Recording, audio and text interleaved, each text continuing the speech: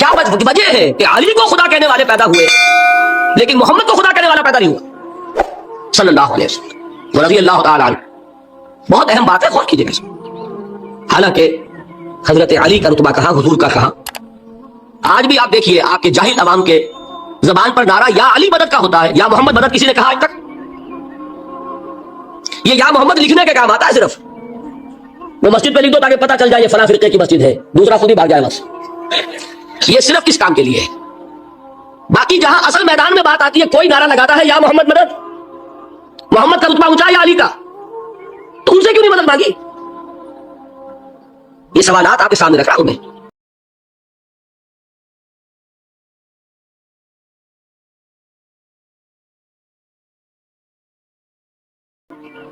جیسے قرآن مجید کا تحفظ ہے ایسے ہی محمد رسول اللہ کا تحفظ ہے. وہ تحفظ ہوا کیسے ہے؟ جتنا قرآن مجید نے ایمفیسائز کیا حضور کی بشریت کو، قل انما انا بشر مثلکم، اے نبی ان کو بتاتے رہیے، بار بار بتائیے کہ مجھے کچھ اور نہ بنا لینا، میں بھی بشر ہوں، انسان ہوں.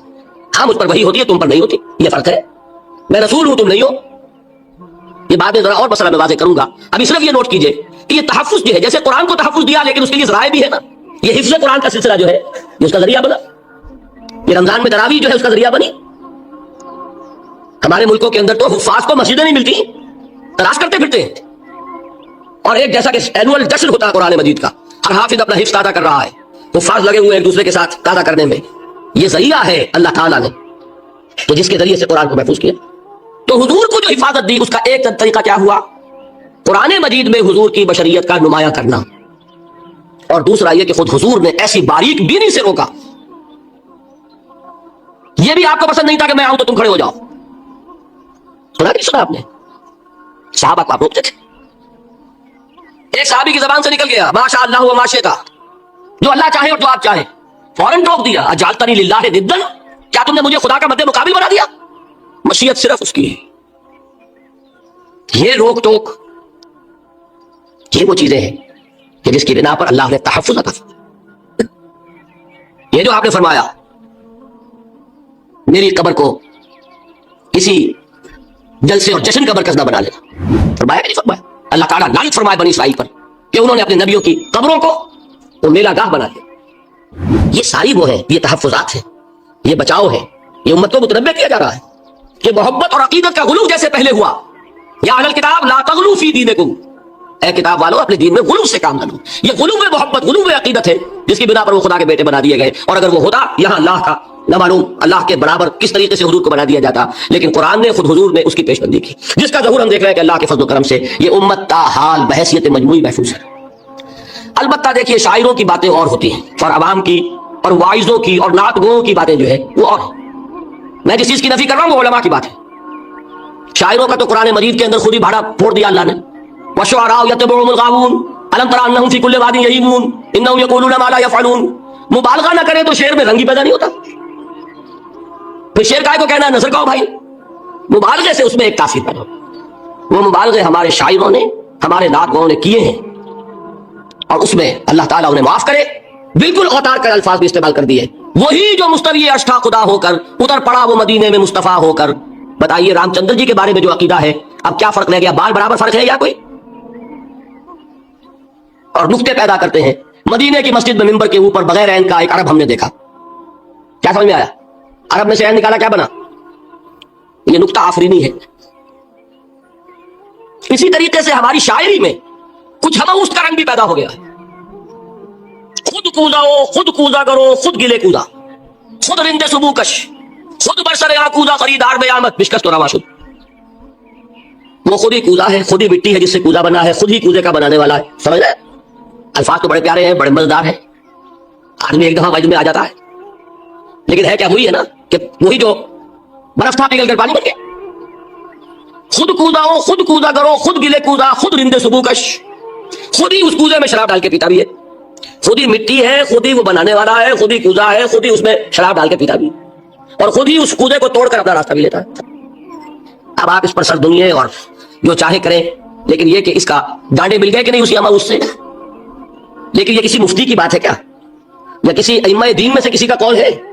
نہیں، شاعروں کی باتیں سن لیا کریں. اللہ اللہ خیر سنتا. ان چیزوں کا بہت زیادہ سختی کے ساتھ نوٹس بھی لینے کا کوئی فائدہ نہیں ہوتا. بات وہ ہونی چاہیے کہ جو علماء کہہ رہے ہیں مستند عقائد ہو, جو ان کی کتابوں میں درج ہو, ان سے بات ہونی چاہیے. تو یہ چیزیں, یہ گمراہیاں آئی ہیں, لیکن الحمدللہ ثم الحمدللہ کہ یہ عوام میں ہے, جہلاء میں ہے, شعراء میں ہے, نعت گو میں ہے. یہ کسی بھی مستند دینی فرقے کے مستند علماء میں ہم کیا موجود. البتہ ایک مسئلہ جو ہے نور اور بشر کا, وہ ذرا تھوڑا سا میں حل کر دوں آج. آپ سمجھتے ہوں گے لا ینحل ہے. میں نے جس طرح کہا تھا کہ امام بخاری کا قول بھی 100% درست اور امام ابو حنیفہ کا بھی 100% درست ثابت کیا کہ نہیں, اسی طرح میں کہتا ہوں جو حضور کو بشر کہتے ہیں وہ بھی 100% درست, جو حضور کو نور کہتے ہیں وہ بھی 100% درست. مطلب کیا ہے؟ دیکھیے, ہر انسان کے وجود کے دو حصے میں نے پہلے دن شاید کچھ بیان کیا تھا.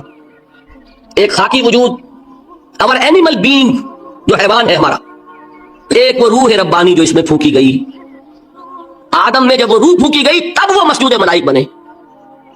فَإِذَا سَوَّيْتُهُ وَنَفَخْتُ فِيهِ مِن رُوحِي فَقَعُوا لَهُ سَاجِدِينَ. دو جگہ آئے تھے قرآن مجید میں ایک شوشے کے فرق کے بغیر, سورہ حجر اور سورہ صاد. جب میں اس کو پوری طرح تیار کر لوں اور اس میں اپنی روح میں سے پھونک دوں تو گر پڑنا اس کے سامنے سجدے میں. ہمارا جو خاکی وجود ہے وہ ظلمانی ہے, اور جو ہمارا روحانی وجود ہے وہ نورانی ہے. اس کی نسبت کس سے ہے؟ اللہ سے. بات سمجھ میں آئی؟ لیکن ہم نے اپنے اس نورانی وجود کو اپنے خاکی ظلمانی وجود میں دفن کیا ہوا, اور محمد رسول اللہ صلی اللہ علیہ وسلم کا وہ نورانی وجود آپ کے اس خاکی وجود پر اس درجے غالب تھا کہ وہ خاکی وجود معدوم کے درجے میں ہے, لیکن وہ حضور صلی اللہ علیہ وسلم پر اثر انداز نہیں ہو سکتا. وہی خاکی وجود ہے جسے ہم نفس کہتے ہیں. نفس غلبہ کر سکتا ہے محمد پر صلی اللہ علیہ وسلم. حضور کی شخصیت کی نورانیت نے آپ کی شخصیت کے خاکی وجود کا احاطہ کیا ہوا. ہماری شخصیت کی ظلمانیت نے ہماری اس نورانیت کو گل کیا ہوا, دفن کیا ہوا, چھپایا ہوا. بس یہ فرق ہے. انہیں آپ کہہ لیں نور, صحیح ہے, ان کی نورانیت غالب. یہی بات ہے جو حضور نے اس طرح سمجھائی. دیکھو, ہر انسان کے ساتھ ایک شیطان ہوتا ہے. اب کسی صحابی نے بڑی جرت سے کام لیا, پوچھ لیا حضور کہ آپ کے ساتھ بھی ہے؟ ہر انسان کے ساتھ جو کہا نا, تو انسان تو ہے آپ ہی, کیونکہ آپ کے ساتھ بھی ہے. آپ نے فرمایا ہے, لیکن میں نے اسے مسلمان کر رکھا. بات ختم ہو گئی. نفی نہیں ہے, وہ میرے تابع ہے, میرا مطیع ہے, مجھے گدن نہیں پہنچا سکتا. ہے تو صحیح, لیکن نہ ہونے کے درجے میں آ گیا کہ نہیں. یہ ہے فرق سارا. اور میں یہاں پہ کوٹ کرنا چاہتا ہوں ایک بہت بڑے بریلوی مکتب فقہ کے عالم دین, صاحب زادہ, نام میرے ذہن سے ایک دم اتر گیا, فیض الحسن. اللہ تعالیٰ ان کی خطاؤں سے درگزر فرمائے, ان کی مغفرت فرمائے. آپ نے سنا ہوگا نا, انہوں نے ایک روز تقریر کی جو میں نے سنی, اور تقریر کہاں کی؟ ساہیوال میں. وہاں کا ایک بہت مشہور چوک ہے, مہاجرین, مسجد مہاجرین کہلاتی ہے, وہاں تقریر تھی. میں نے سنی. ان کے الفاظ یہ تھے کہ کیا آپ لوگ ہمیں جاہل سمجھتے ہیں؟ کیا ہمیں عربی نہیں آتی؟ کیا ہم نے قرآن نہیں پڑھا جس میں بار بار یہ لکھا ہوا ہے کہ حضور بشر ہیں؟ حضور بشر ہیں, لیکن اصل میں ہم حضور کی بشریت کو نمایاں کرنے کو سوء ادب سمجھتے ہیں. بات سمجھیے آپ نے, اس قدر پیاری بات ہے. انہوں نے کہا کہ آپ کے باپ کا نام کیا ہے؟ عبد الرحمان. آپ عبد الرحمان کہہ کے پکارتے ہو؟ ابا جان. ابھی آپ نے وہ آیات سنی, حضرت ابراہیم نے اپنے مشرک باپ کو یا ابت ہے, یا ابت ہے, بڑا پیارا ترجمہ کیا. ابا جان, ابا جان, کیا نام لیں گے؟ آپ کے باپ کا نام ہے, نام نہیں لیتے آپ. کیوں؟ ادب کی وجہ سے. اسی وجہ سے ہم در حقیقت حضور کی بشریت کو نمایاں کرنے کو سوء ادب سمجھتے ہیں, ورنہ کوئی ہم جاہل ہیں, ہمیں عربی نہیں آتی, ہم نے قرآن نہیں پڑھا, ہم جانتے ہیں کہ وہ بشر. بات سمجھ میں آئی؟ کتنی آسانی سے مسئلہ حل ہوتا, بشرطے کہ نیت حل کرنے کی ہو. آخر آمنہ کے بیٹے ہیں, عبداللہ کے بیٹے ہیں, عبد المطلب کے پوتے ہیں. بچپن آپ پر گزرا ہے, لڑکپن آپ پر گزرا ہے, نوجوانی آپ پر آئی ہے, جوانی آپ پر آئی ہے, شادی آپ نے کی ہے, اولاد آپ کی ہے. کون بے وقوف احمق ہوگا کہ جو آپ کی بشریت کا انکار کرے گا؟ لیکن یہ کہ جس طریقے سے اس کو بیان کیا جاتا ہے وہ ایک مسئلہ بن گیا اختلافی, وہ رد و قضا اور کھینچ تان. اور اس میں بھی سمجھ لیجئے مثلکم پر جو ایمفیسس بعض حضرات دے دیتے ہیں اپنے توحیدی, جو ان کے اندر ایک مزاج ہے, اللہ تعالیٰ ان کے مزاج کو اور پختہ کرے, لیکن اس میں بھی مبالغہ کیا جاتا ہے. ایک حدیث مجھ سے سنیے جس میں حضور نے مثل کا انکار کیا. مثلکم کا مطلب اگر کسی نے سمجھا کہ بالکل ہم جیسے ہیں تو بہت بڑی مغالطے میں. حضور صوم وصال سے منع فرماتے تھے, خود رکھتے تھے. صوم وصال کیا ہے؟ آج روزہ رکھا, شام کو افطار نہیں کیا, وہی روزہ رات بھر چل رہا ہے, اگلے دن بھی چل رہا ہے, شام تک کو جا کے پھر کھولا, تو 2 دن کا صوم وصال ہو گیا. اگلے دن بھی نہیں کھولا, چلا تو 72 گھنٹے کا صوم وصال ہو گیا. یہ کیا ہے؟ صوم وصال. خود رکھتے تھے اور صحابہ کو روکا. صحابہ میں سے کسی نے ہمت کر لی, حضور آپ خود رکھتے ہیں, ہمیں روکتے. फरमाते हैं अय्युकुम मिस्ली, तुम में से कौन मुझ जैसा है? अभी तो इंद रब्बी, मैं तो अपने रब के पास रात गुजारता हूं, वह युतइमुनी व यस्कीन, वो मुझे खिलाता है पिलाता है। बताइए कौन है जो इसका दावा करेगा? हुजूर के खसाइस है। हुजूर खुद फरमाते हैं तुम सिर्फ सामने से देखते हो, मैं पीछे से भी देखता हूं। कहा हुआ वो मिसलियत? अगर आपने बिल्कुल अपने जैसा समझ लिया तो बड़े मुगलते में। नबी का मकाम है, नबी का रुतबा है, नबी के खसाइस है। आप सो गए तो आपकी नींद, आपकी वजू टूट गई और नबी सो गया तो कहां गई मिसलियत? गई। मिसल इस मानी में एक बशर है, नस्ल आदम से है, इसमें कोई शक नहीं। इस मानी में मिसल ठीक है, कुल इन्नमा अना बशरुम मिसलुकुम, लेकिन हर एतबार से तो सबसे बड़ा फर्क यही है कि वही आ रही है। मेराज पे तशरीफ ले गए हैं, इस दुनिया में बैठे हुए भी जन्नत का मुशाहदा फरमा देते हैं, करा दिया जाता है, दोज़ख का मुशाहदा कराया जाता है, फरिश्ते को देख रहे हैं। ये चीजें हैं। और फिर खसाइस, जैसा कि मैंने अर्ज किया कि आप पीछे से भी देखते हैं। आपका मामला यह है कि आप अगर सो जाएं तो आपका वजू नहीं खत्म होगा। ये सारी चीजें जो है, इन सब को बैलेंस कीजिए तो मालूम होगा कि आप बशर भी हैं 100% दुरुस्त, लेकिन आपकी वो नूरानियत, आप सिराज मुनीर, हिदायत का रोशन चिराग, आपकी जो रूह है अनवर है, वो आपके इस जसदी वजूद पर इस तरीके से हावी है कि गोया कि उसने उसकी जुल्मानियत को खत्म करके रखा है। इस मानी में कोई कहे नूरे मुजस्सम तो मुझे कोई एतराज नहीं। ये है इन चीजों को जमा करने की शक्ल, खामखा की खेचतान के सिवा कुछ नहीं। बहरहाल ये पहला हिस्सा खत्म हुआ, शिर्क फिल ज़ात। अब आइए शिर्क फिल सिफात। मैंने अर्ज किया था कि ये एक बड़ा इल्मी मसला है और इसमें ठोकर लग जाती है। वजह क्या है उसको समझ ले। बुनियादी बात, हमारी जबान जो है वो बहुत महदूद है। हमारी ही जबान है जिसे अल्लाह के जरिया बनाया अपनी हिदायत का, वरना हमारे पल्ले ना पड़ती बात, जाहिर है ना। लेकिन हमारी जबान की महदूदियत है।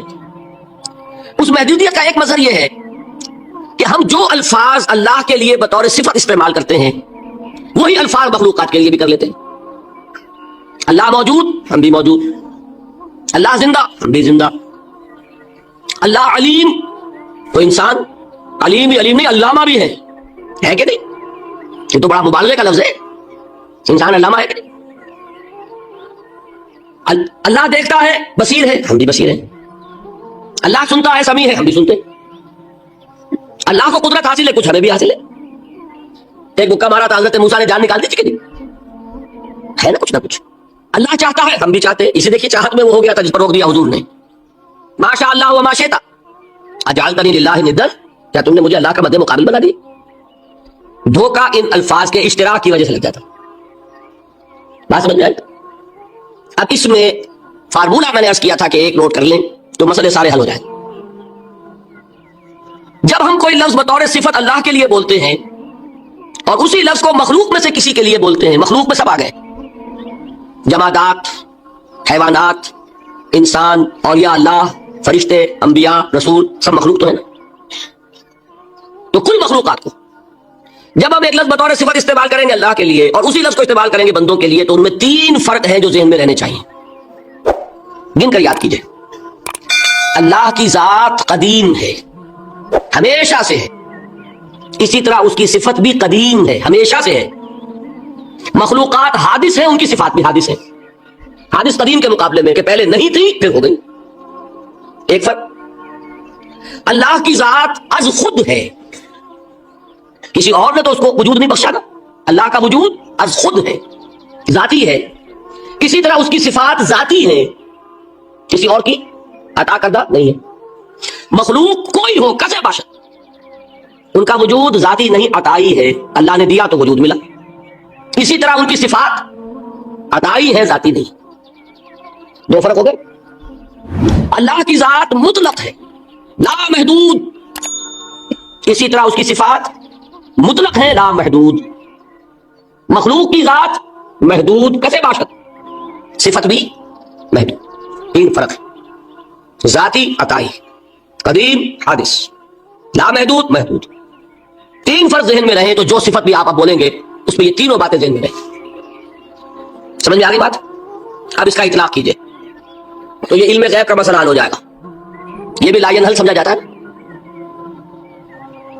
इल्म किसी का भी हो, इंसान, फरिश्ता, औलिया, अंबिया, रसूल, हुजूर सल्लल्लाहु अलैहि वसल्लम, किसी का حادث ہے قدیم نہیں ہے، عطائی ہے ذاتی نہیں ہے، محدود ہے لامحدود نہیں ہے، تین باتیں مان لیں شرک نہیں ہوگا، ان میں سے ایک کو ساقط کر دیں شرک ہو جائے۔ صحیح بات سمجھ؟ اللہ کی قدرت ذاتی ہے عطا کردہ نہیں، مخلوق میں جو جس کو قدرت حاصل ہے وہ عطائی ہے ذاتی نہیں۔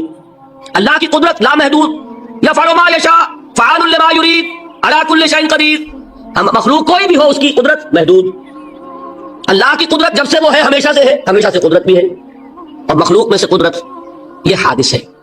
تینوں چیزیں سامنے رہیں شرک نہیں ہوگا، ایک چیز کی بھی کمی ہو گئی شرک ہو جائے۔ یہ ساری صفات پر لے آئے، اللہ کی حیات ذاتی ہماری عطائی، لائی حیات آئے قضا لے چلی چلے، اپنے بس میں نہ آنا تھا نہ جانا ہے، زندگی اس کی عطا کردہ ہے جب چاہے لے لے۔ اللہ کی حیات بھی ایسی ہے کیا؟ ذاتی الحی، ہماری حیات محدود، ویسے بھی محدود، موت آئے گی شاید ختم ہو جائے، چلیے موت ختم نہیں کرتی، ہم سمجھتے ہیں کہ وہ ہماری ابدی ہے، محدود اس معنی میں تو ہے کھانے کو نہ ملے تو کمزوری، ذرا کام کیا تو تکان، نیند بھی آ رہی ہے اونگ بھی آ رہی ہے، اور اس کی حیات الحی القیوم لا تاخذہ سنۃ ولا نوم، حیات ذاتی ہے، لامحدود ہے اور قدیم ہے۔ یہاں حیات عطائی ہے اور حادث ہے اور محدود ہے، ساری صفات۔ اس کو ذہن میں رکھ لیجئے۔ تو اب دو مسئلے میں یہاں حل کر دوں۔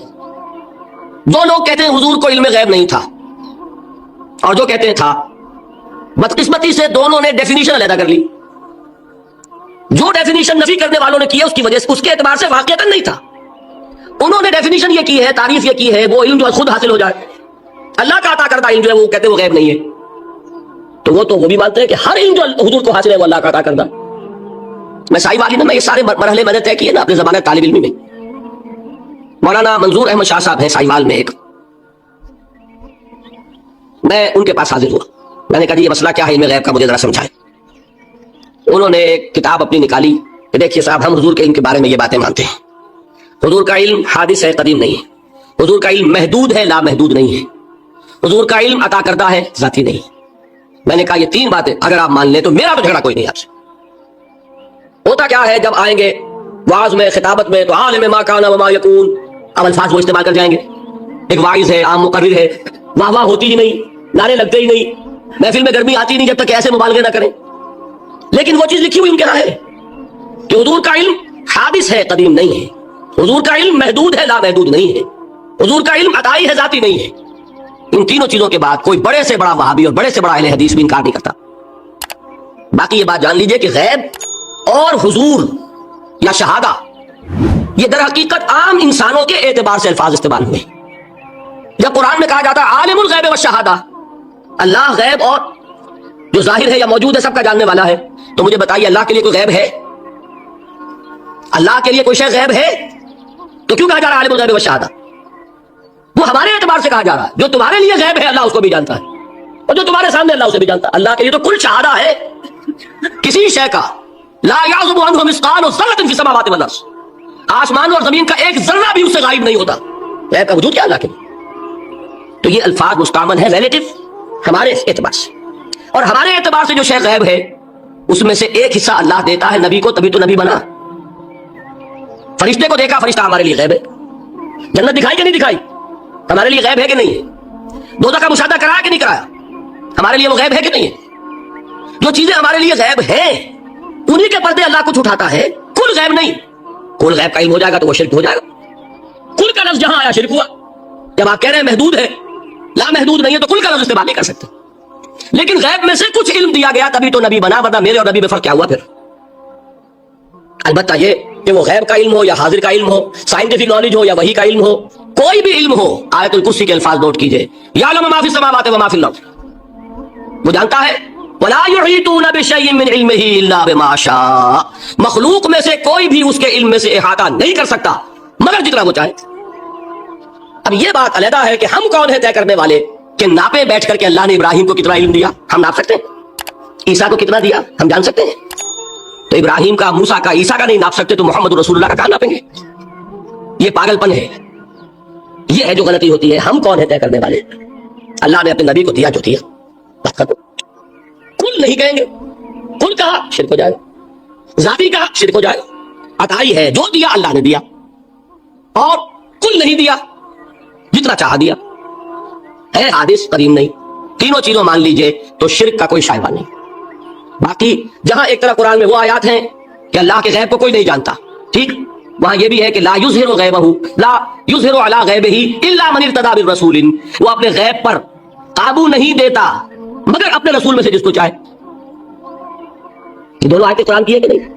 اسی لیے در حقیقت جو غیب کی نفی کرتے ہیں حضور سے، وہ کہتے ہیں کہ از خود معلوم ہونے والی شے غیب ہے۔ ہم کہتے ہیں از خود تو کوئی بھی شے کسی کو معلوم نہیں، ہمیں حاضر کا علم بھی اللہ ہی دیتا ہے تو ہوتا ہے، غیب کا تو بہت دور کی بات ہے۔ یہ مسئلے بڑے سیدھے ہیں، خام خواہ ہم نے پیچیدہ بنایا ہوا ہے۔ خدا کے لیے ان مسئلوں کو سلجھائیے اور جوڑیے، کاٹنے کی بجائے جوڑنے کی فکر کیجیے کہ بھائی اپنی اپنی جگہ پر علیحدہ علیحدہ تم نے تعریفیں کر رکھی ہیں اس لیے جھگڑ رہے ہو، ورنہ دونوں باتیں صحیح ہیں۔ ایک مسئلہ ذرا اور زیادہ علمی ہے، میں ذرا پریشان ہو رہا ہوں کہ وقت زیادہ ہو رہا ہے، وہ مسئلہ ہے وحدت الوجود کا۔ ہمارے بہت سے صوفیہ وحدت الوجود کے قائل ہیں، اور ہمارے کچھ لوگ جو معترض ہیں وہ وحدت الوجود اور ہمہ اوست کو کنفیوز کر دیتے ہیں، ایک سمجھ لیتے ہیں۔ ہمہ اوست میں بیان کر چکا ہوں کہ بدترین شرک ہے، وحدت الوجود اور شے ہے، باریک باتیں سمجھ میں نہیں آتی عام لوگوں کے، سادہ ترین الفاظ میں آپ کو سمجھاتا ہوں۔ ایک نظریہ یہ ہے کہ اللہ ہی نے یہ روپ دھار لیا، یہ ساری چیزیں بالفعل موجود ہیں، یہ بھی ہے، یہ بھی ہے، یہ بھی ہے، اور یہ سب اللہ ہی ہے۔ یہ بدترین شرک ہے، شرک فی الذات۔ ایک لوگوں کی رائے یہ ہے کہ یہ کچھ ہے ہی نہیں، یہ شراب ہے، شراب میں کیا ہوتا ہے؟ آپ کو پانی نظر آتا ہے نا، ہوتا ہے پانی؟ نہیں، ہر چند کہے کہ ہے، نہیں ہے ہی نہیں، بس اللہ ہی ہے، یہ ہے ہی نہیں۔ دیکھیے ایک شعر ہے، کل ما فی الکون وہم او خیال اور رکوس فی المرایا او ظلال، اس کائنات میں جو کچھ ہے یا تو وہم ہے یا خیال ہے، یا جیسے شیشے میں عکس ہوتا ہے، آپ ادھر کھڑے آئینے کے نظر آ رہے ہیں، ادھر بھی ہے، ادھر کوئی نہیں، یا جیسے سایہ ہوتا ہے، سایہ درخت کا سایہ زمین پر پڑ رہا ہے، اس کا کوئی وجود ہے۔ تو ایک رائے یہ، آپ اس سے اختلاف کریں، اسے پاگل پن کہہ دیں، کیا بیوقوفی کی بات کر رہے ہیں، جو چاہے آپ کہہ دیں، شرک نہ کہیے۔ وہ کہتے ہیں موجود صرف ایک ذات اللہ کی ہے، حقیقتاً موجود، یہ جو کچھ نظر آ رہا ہے یہ موجود ہی نہیں ہے، اس کو شرک نہیں کہیں گے۔ اس سے اختلاف کریں، کوئی ضروری نہیں کہ آپ مانیں ان کی بات، میں یہ نہیں کہہ رہا کہ آپ ضرور مانیں۔ شیخ احمد سرہندی رحمۃ اللہ علیہ نے اسے سمجھایا ہے اس کائنات کی حقیقت کیا ہے، ایک مثال سے۔ ان کے نظریے کو وحدت الشہود کہتے ہیں، وحدت الشہود، وحدت الوجود۔ شاہ ولی اللہ دہلوی نے فیصلہ کیا ہے کہ دونوں میں باریک سا فرق ہے، کوئی فرق نہیں ہے، تعبیر کا فرق ہے۔ وہ مثال دیتے ہیں کہ دیکھیے ایک مشعل لیجئے، مشعل کیا ہوتی ہے؟ ایک لکڑی ہے، اس کے ایک سرے کے اوپر آپ نے کپڑا وغیرہ باندھ کے تیل ڈال کے آگ لگا دی، شعلہ جوالا ہے، ایک شعلہ، ٹھیک۔ وہ فرماتے ہیں کہ اس کو تیزی کے ساتھ ایک دائرے میں حرکت دیجئے، آپ کو آگ کا دائرہ نظر آئے گا، دیکھنے والے کو نظر آئے گا کہ نہیں؟ کیا دائرہ فی الواقع موجود ہے؟ بات ثابت ہو گئی کہ نہیں ہے، نظر آ رہا ہے۔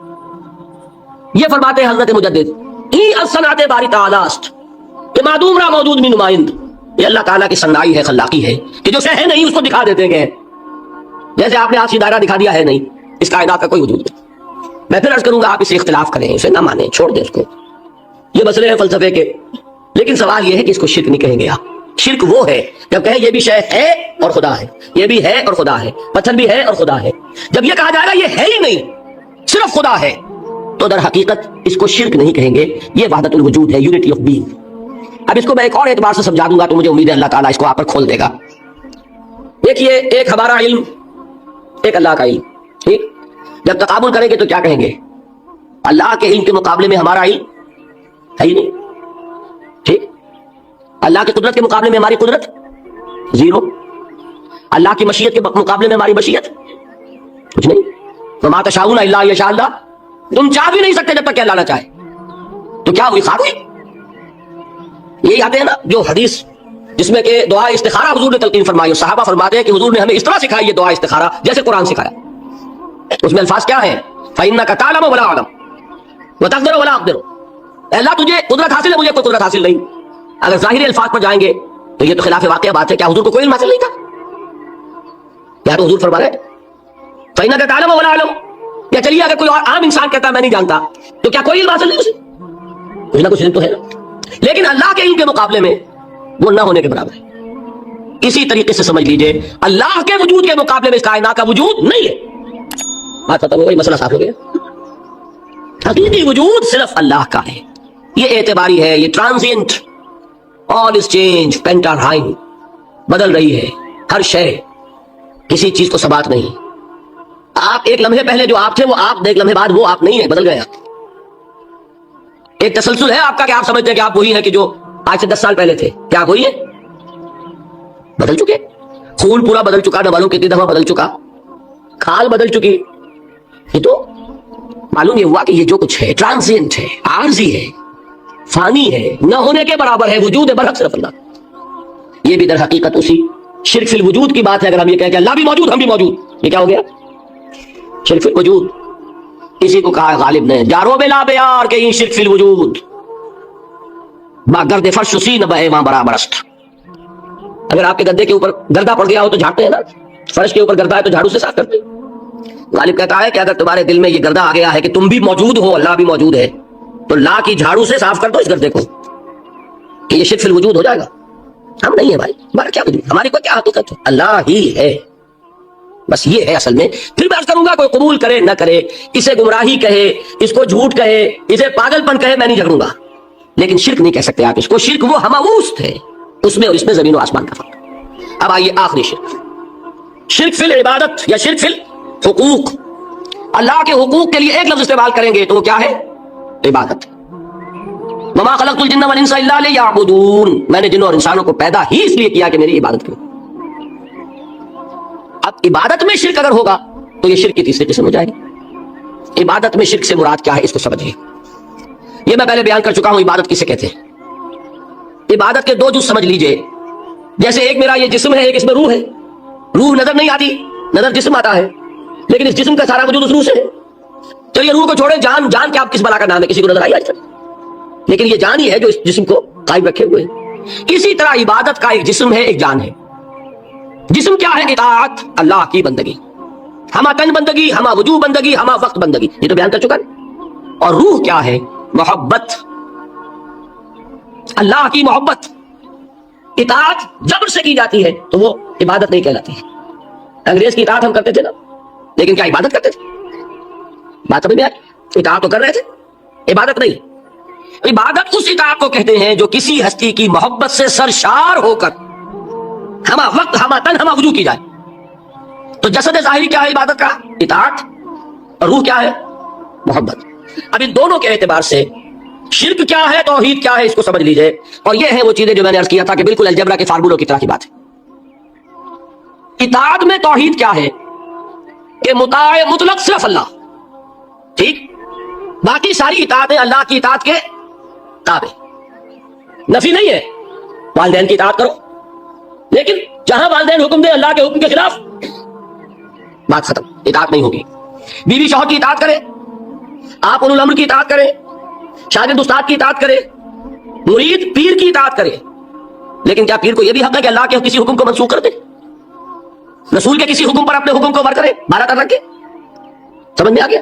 اصول کیا ہے کہ اطاعت مطلق، unconditional, unlimited obedience is due only to Allah. All the other obediences are limited by his injunctions. اس کو حضور نے کیسے بیان کیا؟ لا طاعت لمخلوق فی معصیت الخالق۔ مخلوق میں سے کسی کی اطاعت نہیں ہوگی جس میں خالق کی معصیت لازم آ رہی۔ جہاں اللہ کا کوئی حکم نہیں ہے آپ میرا حکم مان لیجیے، یہ شرک نہیں ہوگا۔ جہاں اللہ کا حکم ہے اس کے خلاف میں حکم دوں اور آپ مان لیں تو یہ شرک ہو جائے۔ بات سمجھ میں آ گئی کہ نہیں؟ اب اس کو اپلائی کیجئے، اپلیکیشن بالکل انڈیویجول لیول پر کیجئے۔ پہلے اللہ کا حکم کیا ہے؟ فجر کا وقت ہو گیا، نماز پڑھو۔ نفس کا حکم کیا ہے؟ سو۔ آپ نے اطاعت کی نفس کی، آپ کا مطاع کون ہوا؟ نفس۔ اور اللہ کی معصیت میں ہوا کہ اس کے حکم کے تابع ہوا، تو آپ کا نفس کیا بن گیا؟ آپ کا خدا، معبود۔ یا غلطی اس میں کوئی؟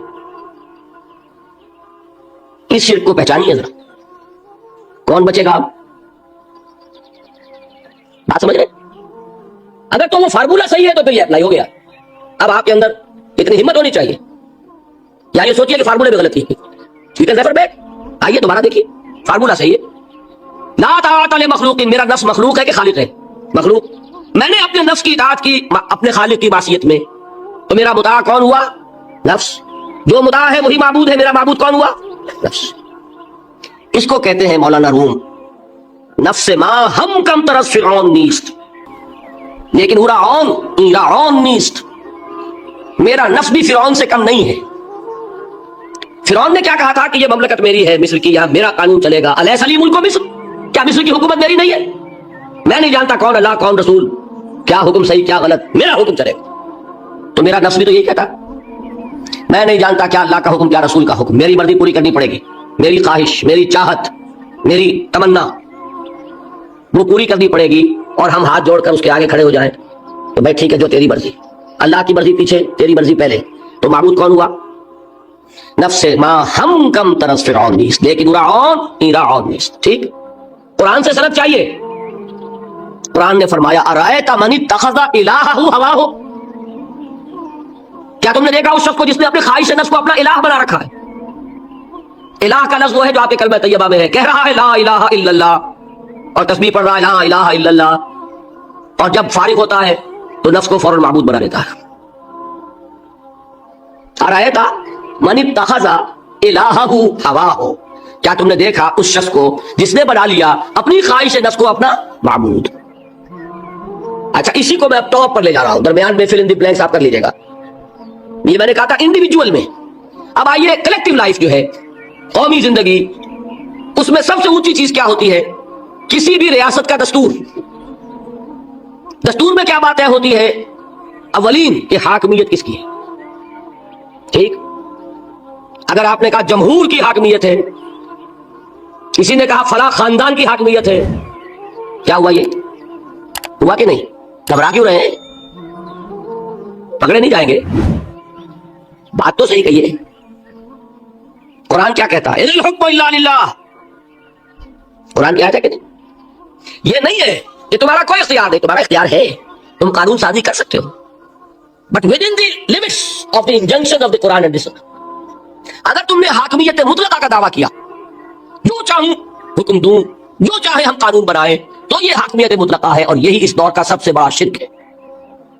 कबर परस्ती का शिर्क सबको मालूम, ये शिर्क नहीं मालूम। जमहूरियत इन इट्स एसेंस इस दुनिया का सबसे बड़ा शिर्क है इस दौर का।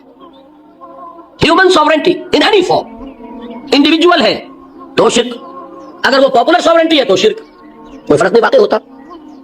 इकबाल ने ऐसी बातें जो कही है वो असल में इस दौर के शिर्कों को पहचाना इकबाल ने, इसलिए कि इस दौर के फलसफों को उलमा ने पढ़ा नहीं। वो सतही तौर पर जो अल्फाज है उनसे कुछ बात समझ लेते हैं, गहराई में उतरकर फलसफा क्या है, हाकमियत किसे कहते हैं, जमहूरियत किसे कहते हैं। जमहूरियत is popular sovereignty, no limits. जो भी लेजिस्लेटिव अथॉरिटी है, अवाम के नुमाइंदे जो कानून चाहे बनाए, वो हम जिनसी को जायज करना चाहे तैयार है। दो मर्दों को मियां बीवी की हैसियत से लाइसेंस दे रहने के लिए, लीगल लाइसेंस जायज है, कानून उनका मर्जी है जो चाहे बनाए। They don't accept any limitation to their legislative authority. We are sovereign. क्या मतलब? हम जो चाहे कानून बनाए, यही तो शिर्क। क्या कहा इकबाल ने? हमने खुद शाही को पहनाया है जमहूरी लिबास, जब जरा आदम हुआ है खुद शिनासो खुद निगर। इब्लीस का एक चेला कहता है क्यों घबराते हो जमहूरियत से, वही बादशाही है, हमने उसको जमहूरी लिबास पहना दिया है। पहले एक आदमी बादशाह होता था, एक होता था फिरौन, अब सारी कौम फिरौन है। अस्सलामुअलैकुम व्यूअर्स, डॉक्टर इसरार अहमद साहब के बयान सुनने के लिए हमारे चैनल को लाइक, शेयर, कमेंट और सब्सक्राइब करें ताकि हर न्यू आने वाला बयान सबसे पहले आप तक पहुंचे। शुक्रिया।